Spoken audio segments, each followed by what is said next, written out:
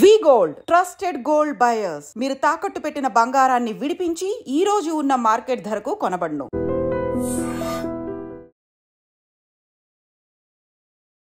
Hi hello నమస్తే, welcome back to iDream media. ఈరోజు మనతో ఉన్నారు క్వాలిఫైడ్ పర్సనల్ ఫైనాన్స్ ప్రొఫెషనల్ అయిన రమేష్ పసుపులేటి గారు. సో మార్కెట్కి సంబంధించిన లేటెస్ట్ అప్డేట్స్ అనేవి ఈరోజు ఎపిసోడ్లో తెలుసుకుందాం. Hi sir. హాయ్ అండి. సార్, మార్కెట్ స్టిల్ డౌన్ అయితే ఉన్నాయి అండ్ ఎటువంటి పాజిటివ్ న్యూస్ అనేది ఈ మార్కెట్ని కాస్త బెటర్ చేసే ఛాన్స్ ఉంది.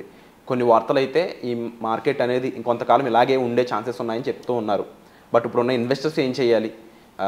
ప్యానిక్ అవుతున్న వాళ్ళు ఎలాంటి ప్రికాషన్స్ తీసుకోవాలంటారు? డెఫినెట్గా అండి. కానీ మార్కెట్ ఏంటంటే పడుతుంది. మనకు తెలిసినట్టే నిఫ్టీ 23,000 నుంచి మళ్ళీ డౌన్ అయ్యి 22,800 22,900 దగ్గర ఉంది. యాక్చువల్గా 22,800 వచ్చిన ప్రతిసారి నిఫ్టీకి ఏమొస్తుందంటే స్ట్రాంగ్ సపోర్ట్ వస్తుంది. సో 22,800 రాగానే ఇమీడియట్గా బయింగ్ ఎక్కువ వచ్చేస్తుంది. సో మళ్ళీ సపోర్ట్ లెవెల్ తీసుకొని 22,900 దగ్గర 23,000 దాకా వెళ్ళి మళ్ళీ అక్కడ రెసిస్టెన్స్ వస్తుంది. మళ్ళీ 23,000 రాగానే మళ్ళీ సెల్లింగ్ వస్తుంది. సో దీనికి మెయిన్ కారణం ఏంటంటే ఎఫ్ఐఎస్ సెల్లింగ్. సో మనకు తెలిసిందే ఎఫ్ఐఎస్ వచ్చేసి సో వాళ్ళకి అక్కడ యూఎస్ బాండ్ ఈల్డ్ 4.5% అయ్యాయి. అదొకటి. ఇంకా వాళ్ళు వచ్చేసి ఇప్పుడు డాలర్ కూడా వాళ్ళ స్ట్రాంగ్ ఉంది, రూపీ వీక్ అవుతుంది. రూపీ వీక్ అయిన ప్రతిసారి ఏమవుతుందంటే వాళ్ళు ఇండియాలో ఇన్వెస్ట్ చేయాలంటే ఎఫ్ఐఎస్ మన ఇండియాకి వచ్చి ఇన్వెస్ట్ చేయాలంటే డెఫినెట్గా వాళ్ళ దగ్గర ఉన్న డాలర్స్ని వాళ్ళు కన్వర్ట్ చేసుకొని రూపీస్లో కన్వర్ట్ చేసుకొని ఇన్వెస్ట్ చేయాలి. కన్వర్ట్ చేసినప్పుడల్లా వాళ్ళకి ఎక్స్చేంజ్ రేట్ పోతుంది. మళ్ళీ రేపు సేల్ చేసినప్పుడు ఇంకొక 4% మళ్ళీ వాళ్ళు డాలర్ కొనాలంటే మళ్ళీ ఎక్స్చేంజ్ రేట్ పోతుంది. మళ్ళీ ఈ లోపల ఏమవుతుంది, మళ్ళీ రూపీ వీక్ అవుతుంది. ఇప్పుడు 86-90 పైసా దగ్గర ఉంది, రేపు 90 రూపీస్కి వెళ్ళిపోతుంది రూపీస్. సో ఇలా ప్రతిసారి ఏమవుతుందంటే వాళ్ళకి కొద్దిగా డిప్రిసియేషన్ అవుతుంది రిటర్న్ మీద. ఎగ్జాక్ట్ లెక్కేస్తే వాళ్ళకి 15% రిటర్న్ వస్తే, ఇండియన్ మార్కెట్లో 15% రిటర్న్ వస్తే వాళ్ళకి నెట్ రిటర్న్ చూసుకుంటే 5% ఉంది. సో అంటే మన ఇండియాలో 15% రిటర్న్ వస్తేనే, సపోజ్ మన ఇండియాలో రిటర్న్ రాకపోతే వాళ్ళకి మైనస్లోకి వెళ్ళిపోతారు. అదే వాళ్ళకి హ్యాపీగా యూఎస్లో 4.5% 10 years బాండ్ ఈల్డ్లో వచ్చేసింది. సో దానివల్ల ఏమవుతుంది, వాళ్ళు ఎక్కువ రిస్క్ తీసుకునే అవకాశంలో లేరు. ఎందుకంటే గ్లోబల్ సిచ్యువేషన్స్ బాగాలేవు. ప్లస్ ఏంటంటే ట్రంప్ డెసిషన్స్ కూడా కొద్దిగా అగ్రెసివ్గా ఉంటాయి. సో అంత క్వైట్ ప్రైమ్ మినిస్టర్ కాదు, అంత క్వైట్ ప్రెసిడెంట్ కాదు. ఎప్పుడు ఏం చేస్తాడో ఎవరికి తెలియదు. వాళ్ళకు కూడా ప్రాబ్లమే ఎఫ్ఐఎస్కి ఏంటంటే అన్నీ సైలెంట్గా ఉండాలి. సో సడన్గా డెసిషన్స్ మేకింగ్ జరుగుతున్నప్పుడు అది గ్లోబల్ ఇంపాక్ట్ పడుతుంది. ఎందుకంటే నెంబర్ 1 యూఎస్ కాబట్టి వాళ్ళు ఏం డిసిషన్ తీసుకున్నా కానీ అది గ్లోబల్ మీద ఇంపాక్ట్ పడుద్ది. ఇప్పుడు ట్రంప్ చూస్తే రోజుకో డిసిషన్ తీసుకుంటున్నాడు. సో దీనివల్ల గ్లోబల్గా ఇంపాక్ట్ అవుతుంది. సో ఇలాంటి రిస్క్ కండిషన్స్లో వాళ్ళు ఎక్కువ రిస్క్ తీసుకోరు. సో బెటర్ హ్యాపీగా అక్కడికి వెళ్ళిపోయి యూఎస్ బాండ్ ఈల్డ్లో పెట్టుకున్నా కూడా వాళ్ళకి అదే 4.5% వస్తుంది. ఇక్కడ మనకి 15% రిటర్న్ వచ్చినా కానీ వాళ్ళకి 4.5% వస్తుంది.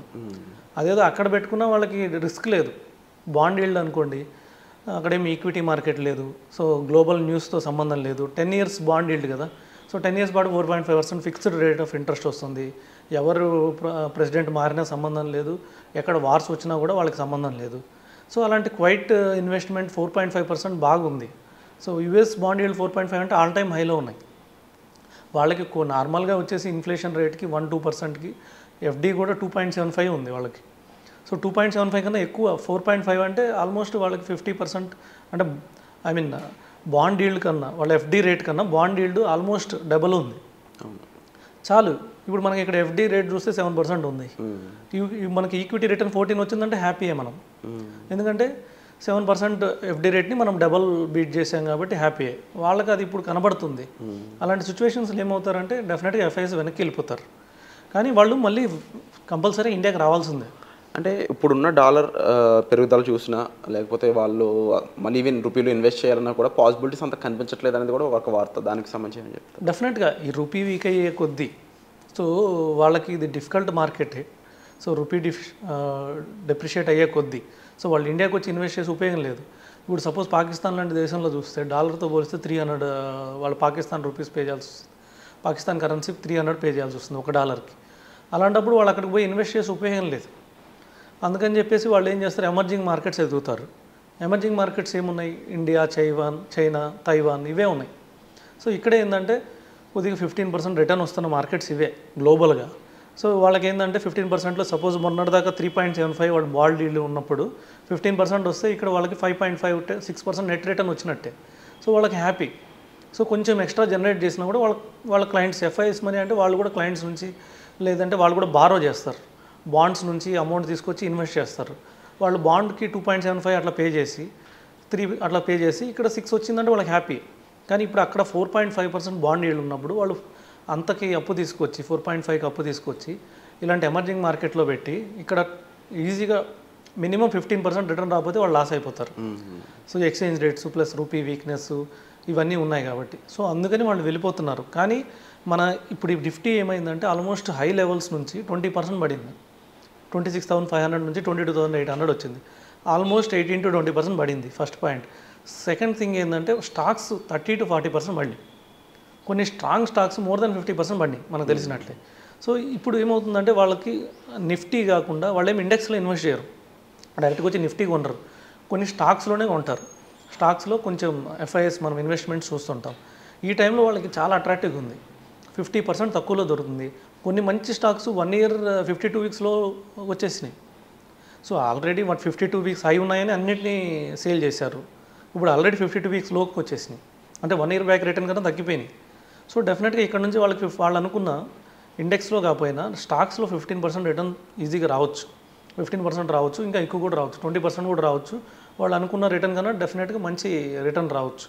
సో అందుకని ఎక్కడో ఒక పాయింట్ ఏంటంటే మనం బాటంలో ఉన్నాం, బాటం కూడా స్ట్రాంగ్ బాటం ఫామ్ అవుతుంది. 22,800 రాగానే మేజర్ సపోర్ట్ వస్తుంది, అంటే ఇక్కడ బాటం ఫామ్ అవుతుంది. సో అంటే అంత తక్కువకి వెళ్ళేటప్పటికి ఇన్వెస్టర్స్ అనేవాళ్ళు వచ్చే ఛాన్సెస్ ఉన్నాయంటారు. డెఫినెట్గా. ఇంకోటి ఏంటంటే ఫార్చ్యూన్ ఎప్పుడైతే ఎవరికైతే ఉంటుందంటే ఎవరు బ్రేవ్గా ఉంటే వాళ్ళకే అదృష్టం వరిస్తుంది. So fortune favours the brave అనేది అందుకని, అంటే ఈ టైంలో ఎవరైతే ధైర్యంగా చేసి ఇన్వెస్ట్ చేస్తారో వాళ్ళకి డెఫినెట్గా రిటర్న్ ఉంటుంది. సో లేదు ఇంకా చూద్దాం అనుకున్న వాళ్ళకి సపోజ్ ఇక్కడ నుంచి మార్కెట్ కానీ వీ షేప్ తీసుకున్నా లేకపోతే యూ షేప్ తీసుకున్నా కూడా కొంచెం స్లోగా పెరిగినా లేకపోతే ఒకేసారి పెరిగినా కూడా మనకి లాస్ అయ్యే అవకాశం ఎక్కువ ఉంటుంది, రిటర్న్ లాస్ అయ్యే అవకాశం ఉంటుంది. మనం ఆల్రెడీ చూసాం లాస్ట్ టైం వార్స్ జరిగినప్పుడు, రష్యా ఉక్రెయిన్ వార్ జరిగినప్పుడు 1 month పడి మళ్ళీ పెరుగుతూ వెళ్ళిపోయింది. తర్వాత హమాస్ వార్ జరిగినప్పుడు 1 month పడి మళ్ళీ పెరుగుతూ వెళ్ళిపోయింది. 5% పడితే నెక్స్ట్ మంత్ 10% పెరిగింది. అలాంటి రిటర్న్ అలాంటిది కూడా మనం ఎక్స్పెక్ట్ చేయొచ్చు. కొద్దిగా ఈ ట్రంప్ డిసిషన్స్ ఆగిపోతే సో వాళ్ళకి క్వైట్ పీస్ఫుల్ ఎన్విరాన్మెంట్ కావాలి, అది కానీ ఏర్పడితే సో ట్రంప్ అన్నీ సెట్ అయిపోతే సో అప్పుడు డెఫినెట్గా ఎఫ్ఐఎస్ వస్తారు ఇండియాకి. అది మంచి టైం. దానికి ఎన్ని టైం పట్టచ్చు అంటే 2 నెలలు పట్టచ్చు, 3 నెలలు పట్టచ్చు, 5 నెలలు పట్టచ్చు. కానీ ఇప్పుడు వచ్చేసి ఇన్వెస్ట్ చేసిన వాళ్ళకి డెఫినెట్గా ధైర్యం చేసి ఇన్వెస్ట్ చేసిన వాళ్ళకి మంచి రిటర్న్స్ వస్తాయి. డెఫినెట్గా ఎటువంటి భయపడాల్సిన అవసరం లేదు. 2 పాయింట్లు మనం ఇన్వెస్ట్ చేయొచ్చు. ఒకటి వచ్చి మన దగ్గర డబ్బులు ఉన్నప్పుడు ఇప్పుడు ఇన్వెస్ట్ చేసేయచ్చు. రెండోది వచ్చేసి మార్కెట్ పడినప్పుడు ఇంకొద్దిగా డబ్బులు ఉంటే డెఫినెట్గా ఇన్వెస్ట్ చేయొచ్చు. సో ఇప్పుడు ఇన్వెస్ట్ చేసిన వాళ్ళకి చాలా యూనిట్స్ వస్తున్నాయి. నేను మ్యూచువల్ ఫండ్స్ ఇప్పుడు ఇన్వెస్ట్ చేస్తాను. నాకు ఇంతకుముందు సపోజ్ 100 యూనిట్స్ వస్తే ఒక సిప్కి ఇప్పుడు 120 యూనిట్స్ వస్తున్నాయి. అదే నేను లాస్ట్ ఇయర్ అక్టోబర్లో నేను ఇన్వెస్ట్ చేసినప్పుడు నాకు ఆల్మోస్ట్ 80 యూనిట్సే వచ్చాయి, 80 కూడా రాలేదు, 60-70 యూనిట్స్ వచ్చాయి. ఇప్పుడు 120 యూనిట్స్ వస్తున్నాయి. సో డెఫినెట్గా ఇది లాంగ్ రన్లో మనకి యూనిట్స్ ఎక్కువ ఉన్నప్పుడే మనకి రేపు రిటర్న్స్ వచ్చినప్పుడు దాని మీద మనకు ఒక పెద్ద నెట్వర్క్ ఏర్పడింది. దాని ద్వారానే మనం వెల్త్ క్రియేట్ చేయగలుగుతాం. Wonderful sir. సో విన్నారు కదండి రమేష్ పసుపులేటి గారి అనాలిసిస్. ముఖ్యంగా సెటెన్ థింగ్స్ అయితే మనం ఎదురు చూడాల్సిన అవసరం ఉంది. వాటిలో ముఖ్యంగా Q3 రిజల్ట్స్ అనేది ఒక పాజిటివ్గా మనకి మారాలని కోరుకుందాం. దీంతో పాటుగా రమేష్ గారు చెప్పిన ఎన్నో విషయాలపై మీ అభిప్రాయాన్ని కామెంట్ సెక్షన్లో చాలా క్లియర్గా మెన్షన్ చేయండి. మీకు ఏ డౌట్ ఉన్నా సరే డిస్ప్లే అవుతున్న నెంబర్స్ కాల్ సార్ని సంప్రదించవచ్చు. వచ్చే ఎపిసోడ్ మళ్ళీ కలుద్దామండి. Thank you so much sir. Thank you.